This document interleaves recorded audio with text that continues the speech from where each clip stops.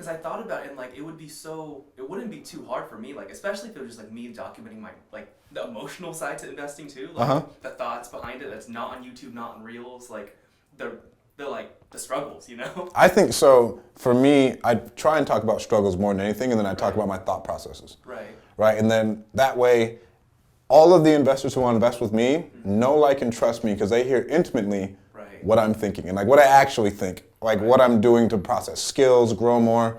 They hear that with my solo podcasts, and then everybody who sees me on my podcast sees me with other people who make 7 figures plus. And yes, we have 7-figure companies, but I talk to a bunch of other people who do way more than me. Right. I'm automatically associated with them. It lifts you up. It lifts me up, and I automatically tap into that. And then like how we talked about going VIP to events. Right. I go to VIP, I already know all the fucking people. I've already talked to them all intimately for an hour.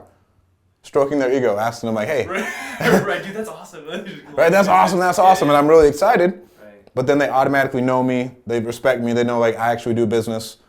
And so when I go to an event, I'm with the best people all the time because I know all of them. Right. And I'm in their VIP, right? So it all ties together with like what you're trying to accomplish. That's a